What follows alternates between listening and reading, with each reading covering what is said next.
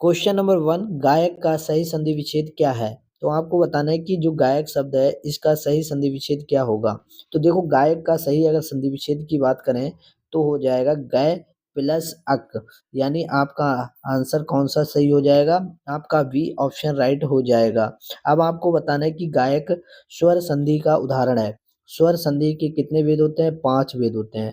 पांचों में एक अयादि संधि होती है जिसका गायक अयादि स्वर संधि का उदाहरण है। चलिए अगले क्वेश्चन की ओर बढ़ते हैं। अगला क्वेश्चन देखते हैं क्या है। अभिषेक का सही संधि विच्छेद है। तो आपको बताना है कि जो अभिषेक शब्द लिखा है इसका सही संधि विच्छेद क्या है।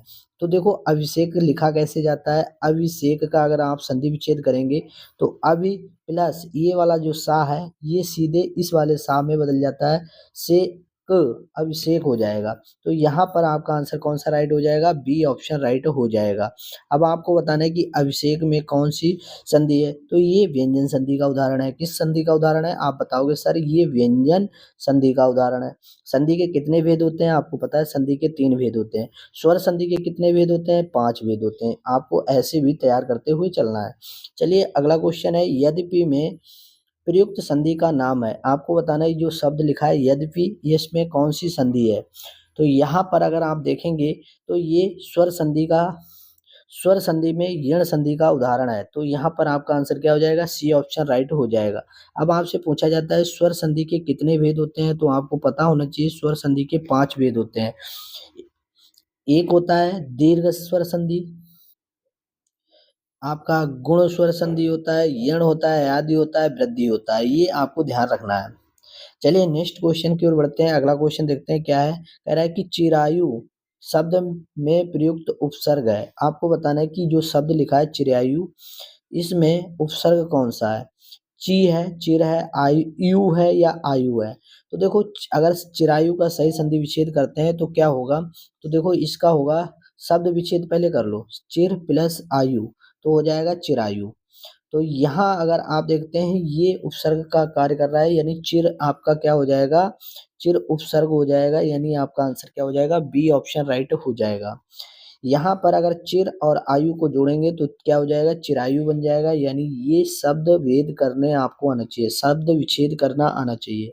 जब आप शब्द विच्छेद करोगे तो आपको उपसर्ग या प्रत्यय की पहचान आ जाएगी। उपसर्ग होते क्या है? जब किसी शब्द के आगे जुड़े होते हैं उन्हें कहते हैं उपसर्ग, और प्रत्यय क्या होते हैं? शब्द के पीछे होते हैं। चलिए अगला क्वेश्चन देखते हैं क्या है। अगला क्वेश्चन है, धुंधला शब्द में प्रयुक्त प्रत्यय है।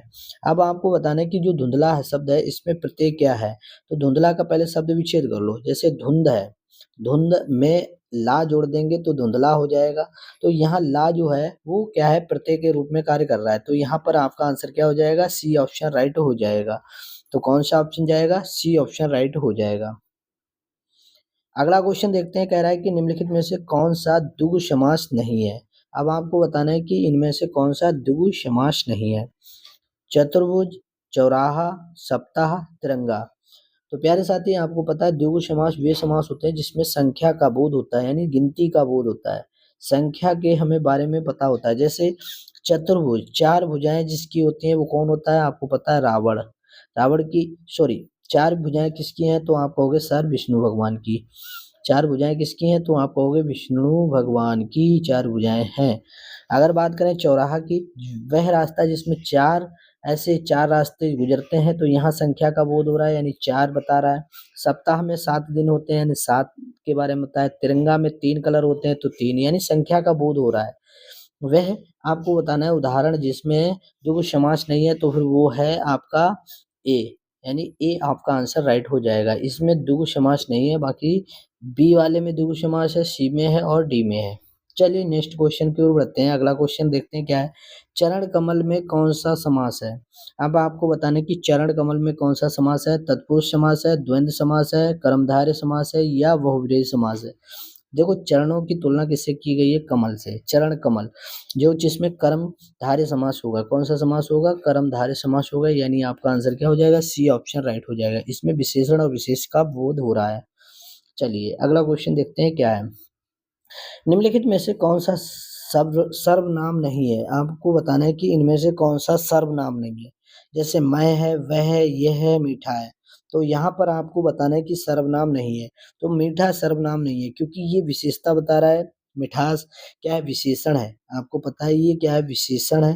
तो ये विशेषण जब है तो ये बाकी जैसे मैं सर्वनाम है, वह सर्वनाम है, यह सर्वनाम है, लेकिन विशेषण क्या है? मीठा है। लेकिन आपसे पूछा गया कि सर्वनाम नहीं है, तो कौन सा सर्वनाम नहीं है?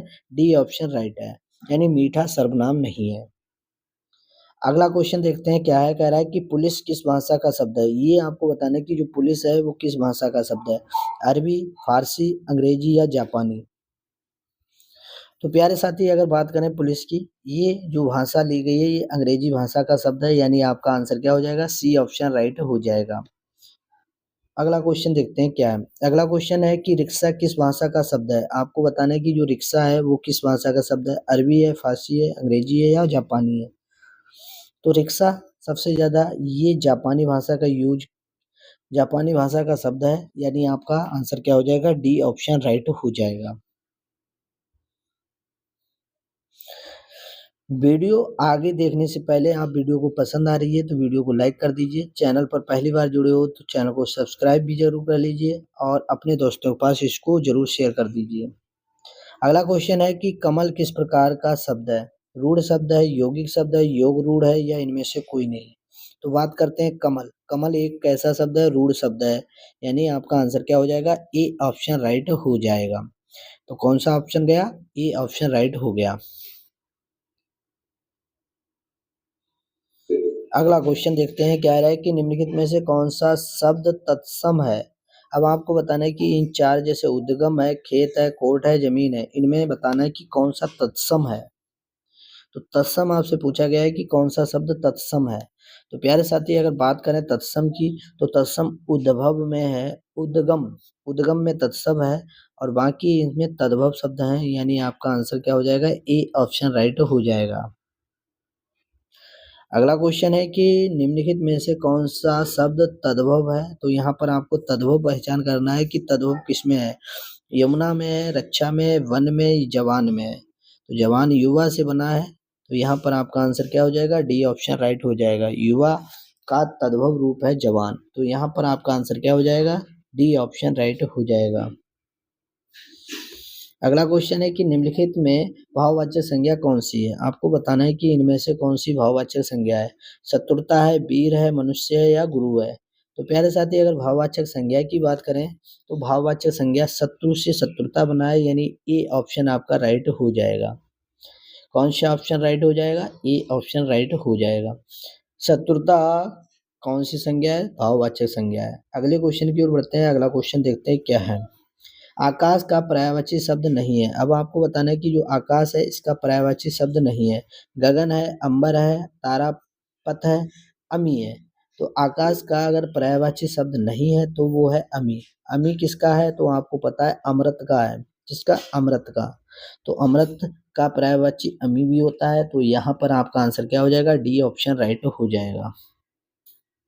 कह रहा है कि महान का विलोम शब्द है। आपको बताना है कि महान का विलोम शब्द क्या है? अल्प है, नगण्य है, अनुचित है या क्षुद्र है? तो महान का अगर सही विलोम शब्द देखा जाए तो वो क्षुद्र है, यानी आपका आंसर क्या हो जाएगा? डी ऑप्शन राइट हो जाएगा। अगला क्वेश्चन है ताजमहल डैश डैश का अद्भुत नमूना है। आपको बताना है कि यहाँ खाली स्थान पर क्या आएगा? शिल्पकला आएगा, मूर्तिकला, चित्रकला, स्थापत्यकला। तो ताजमहल जो है वो अद्भुत नमूना किसका है? तो आप कहोगे सर स्थापत्य कला का अद्भुत नमूना है। ताजमहल स्थापत्य कला का अद्भुत नमूना है, यहाँ पर क्या आना चाहिए? डी ऑप्शन राइट हो जाना चाहिए। अगला क्वेश्चन देखते हैं क्या है। थाली का वैगन का से क्या अभिप्राय है? आपको बताना है कि थाली का वैगन से क्या अभिप्राय है। सिद्धांतहीन व्यक्ति, गोल मटोल, अधिक चिकना, चौड़ा होना। तो यहाँ पर थाली का वैगन का अर्थ है सिद्धांतहीन व्यक्ति, यानी आपका आंसर क्या हो जाएगा? ए ऑप्शन राइट हो जाएगा। अगला क्वेश्चन आपको कमेंट में बताना है कि कौन सा का वर्ग का व्यंजन है। अब आपको बताना है इनमें से कौन सा का वर्ग का व्यंजन है। गा है, जा है, घा है या मा है? तो इसका आंसर आपको क्या देना है? कमेंट करके बताना है, यानी ये आपके लिए होमवर्क है, यानी कमेंट में बताना है। अगर वीडियो आपको पसंद आ रही है तो वीडियो को लाइक कर दीजिए। चैनल पर पहली बार जुड़े हो तो प्लीज़ एक बार चैनल को सब्सक्राइब जरूर कर लीजिए। अगले वीडियो फिर से लाएंगे कुछ नए टॉपिक के साथ। आज के लिए इतना ही। नमस्कार, जय हिंद।